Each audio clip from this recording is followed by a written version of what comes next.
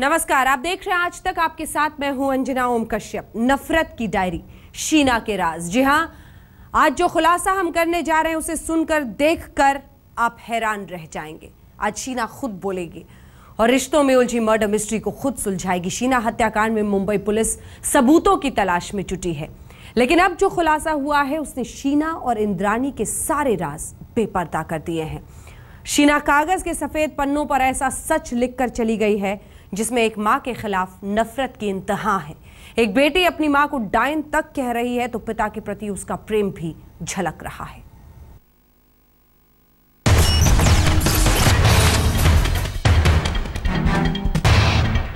शीना बोरा हत्याकांड ने मुंबई पुलिस को हिला कर रख दिया है। शीना मर्डर मिस्ट्री देश की बड़ी सस्पेंस स्टोरी बन चुकी है।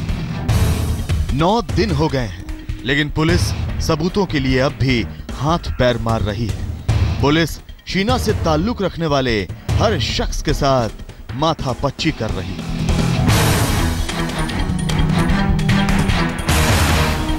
शीना की मां इंद्राणी से लेकर उसके पूर्व पति संजीव खन्ना तक और संजीव खन्ना से लेकर पूर्व ड्राइवर श्यामवर राय तक पुलिस की रिमांड में है। तो पूछताछ के दायरे में अब इंद्राणी के दूसरे पति पीटर मुखर्जी भी आ चुके हैं। सबूतों की खोजबीन में मुंबई पुलिस शीना के असली पिता और इंद्राणी के लिव इन पार्टनर यानी सिद्धार्थ दास तक भी पहुंच चुकी है। लेकिन शीना हत्याकांड में हर कोई अपनी कहानी पेश कर रहा है। कभी इंद्राणी कुछ बोलती है तो कभी संजीव खन्ना जांच को भटका देता है। ड्राइवर के आरोप कुछ और हैं। रिश्तों के भंवर में फंसी शीना मर्डर मिस्ट्री में मुंबई पुलिस भी बुरी तरह से उलझ गई है। लेकिन अब हम जो खुलासा करने जा रहे हैं वो ना सिर्फ चौंकाने वाला है, बल्कि रिश्तों की उस गुत्थी को भी सुलझा सकता है जिसमें शीना मर्डर केस गोते खा रहा है। तो आइए देखते हैं शीना का वो सबसे बड़ा खुलासा। शीना खुद सुलझाएगी रिश्तों की गुत्थी। शीना खुद बताएगी मां इंद्राणी का पूरा सच। शीना खुद बोलेगी वो इंद्राणी की बेटी है या बहन। शीना खुद बताएगी कौन है उसका असली पिता। शीना खुद बताएगी इंद्राणी और उसके रिश्तों का राज। आज शीना की डायरी खोलेगी हर गहरा राज। शीना मर्डर केस में पहली बार शीना के हवाले से वो राज सामने आ रहे हैं जिन्हें अब तक कोई नहीं जानता। जी हां, शीना ने अपनी एक बेहद निजी डायरी में अपने अतीत के करीब 10 सालों की कहानी लिखी है, जिसमें उसके मां इंद्राणी से लेकर उसके पिता सिद्धार्थ दास तक और इंद्राणी की पीटर मुखर्जी से शादी से लेकर उसके नाना नानी तक का पूरा सच शीना ने अपनी डायरी में लिखा है। आज हम आपको शीना के हाथों से लिखी उसकी पूरी कहानी दिखाएंगे, तो ये भी बताएंगे कि शीना ने इस डायरी में अपनी मां इंद्राणी के बारे में क्या क्या खुलासा किया है, तो अपने डैडी सिद्धार्थ के बारे में क्या क्या लिखा है। सबसे पहले आपको डायरी का वो पन्ना दिखाते हैं जिसमें शीना अपनी मां को डायन कहती है। ओह, हैप्पी बर्थडे टू मी। लेकिन मैं खुश नहीं हूँ। ऐसा लगता है कि मेरी जिंदगी में कुछ भी नहीं है। मुझे मेरा भविष्य अंधकारमय नजर आता है। मैं चारों तरफ से मायूसी से घिरी हुई हूँ। मुझे अपनी जिंदगी से घिन आती है।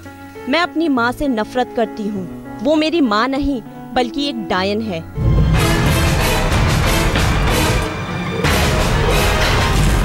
सूत्रों की माने तो डायरी शीना ने साल 2002 में लिखनी शुरू की थी, जिसमें शीना ने अपनी जिंदगी के उन लम्हों को समेटा है जो उसे रात और दिन झकझोरते थे, जिन पलों को वो याद करती थी। हम आपको बता दें कि साल 2002 में शीना की उम्र तकरीबन 14 साल थी। शीना की कहानी में मां इंद्राणी के लिए नफरत दिखती है तो पिता के प्रति उम्मीद है, तो कभी हल्की नाराजगी भी।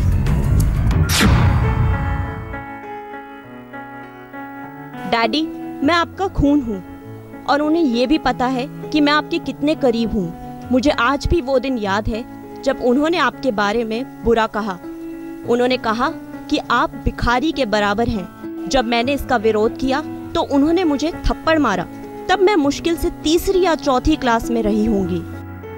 शीना की डायरी से ये बात साफ हो जाती है कि जहां एक तरफ शीना अपनी मां से बेहद नफरत करती थी, वहीं दूसरी तरफ वो अपने पिता से लगातार संपर्क में रहती थी।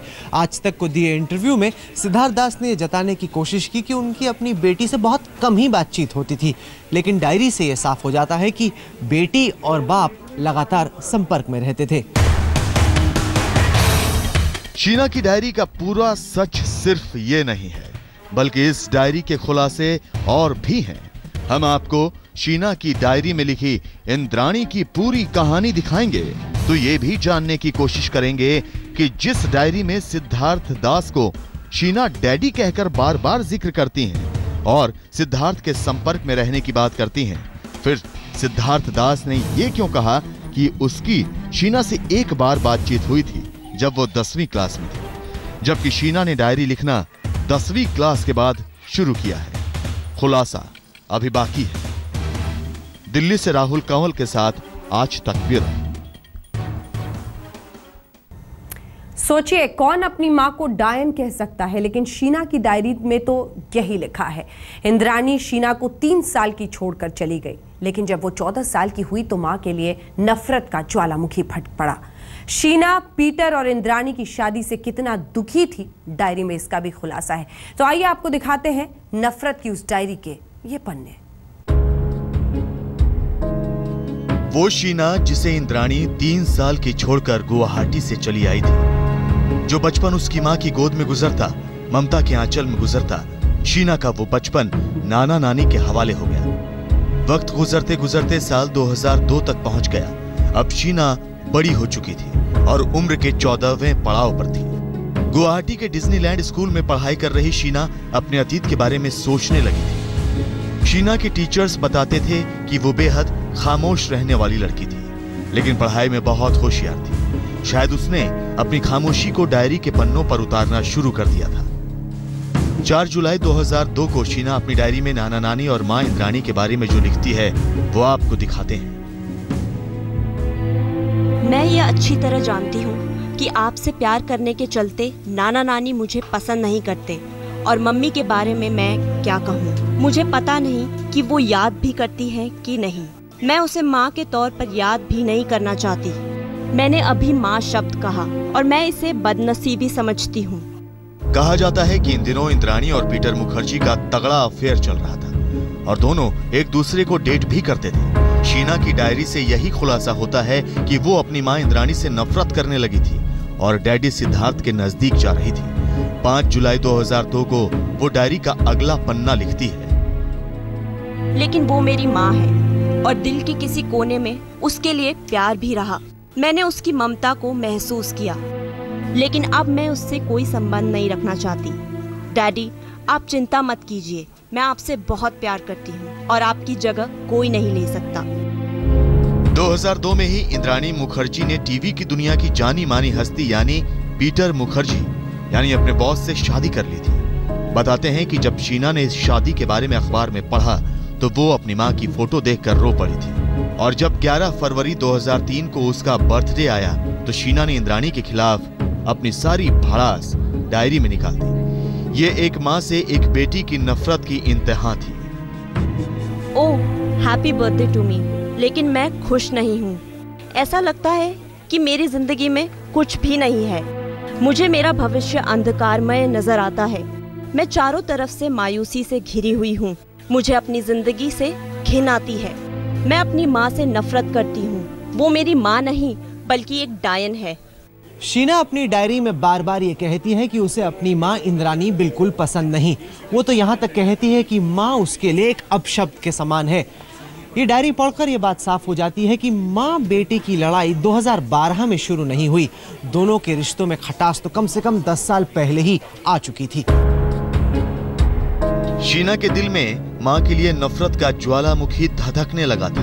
वो इंद्राणी का नाम लेना तो दूर, उसके लिए भले बुरे शब्दों का इस्तेमाल करने से भी नहीं हिचकिचा रही थी। 2002 में अखबारों की सुर्खियों में इंद्राणी और पीटर की शादी थी। वो इसलिए क्योंकि ब्रॉडकास्ट इंडस्ट्री के सबसे ताकतवर शख्स पीटर मुखर्जी ने अपने से 16 साल छोटी महिला से शादी जो की थी। कहा जाता है कि शादी के 1 साल बाद यानी 2003 में इंद्राणी अपने घर गुवाहाटी वापस लौटी। इंद्राणी अब पैसे वाली थी और पैसे वाले की पत्नी थी। गुवाहाटी में इंद्राणी ने अपने घर की मरम्मत कराई और पिता को एक गेस्ट हाउस भी खरीदवाया। इंद्राणी और पीटर मुखर्जी की शादी से इंद्राणी के माता पिता खुश थे। उन्हें इस बात का कतई मलाल नहीं था कि उनकी बेटी ने 16 साल बड़े शख्स से शादी की। ऐसे में शीना ने 12 फरवरी 2003 को डायरी के पन्ने पर जो लिखा वो उसके दर्द को बयां करने के लिए काफी था। अब जब उसने एक बूढ़े व्यक्ति से शादी कर ली है तो मेरे नाना नानी बेहद सम्मानित महसूस कर रहे हैं, लेकिन मैं ऐसा नहीं मानती। मैं उससे नफरत करती हूँ। भगवान करे उसे नर्क में भी जगह ना मिले। मेरी बहुत सी शिकायतें हैं। मैं रोना चाहती हूँ, लेकिन कब, कहाँ और किसके सामने पता नहीं। माँ के लिए एक बेटी की इतनी नफरत वाकई चौंकाने वाली है। शीना की डायरी पर यकीन करें तो ये साबित हो जाता है कि शीना को इंद्राणी फूटी आंख नहीं सुहाती थी। तो क्या नफरत की इसी इंतहा में शीना का कत्ल हो गया? क्या वाकई इंद्राणी और शीना के बिगड़ते रिश्तों ने शीना का मर्डर करवा दिया?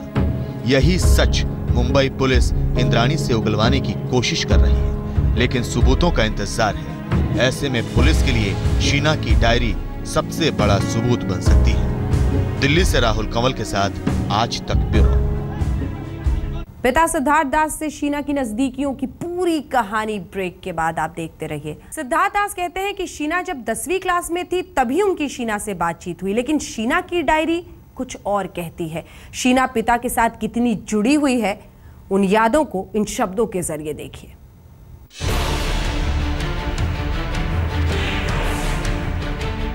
शीना हत्याकांड की गुत्थी को उलझाने के लिए शीना को अपनी बेटी नहीं बल्कि बहन बताया, और ये सच उसने न सिर्फ जमाने से छिपाया बल्कि जिस पीटर से शादी की उनसे भी छुपा कर।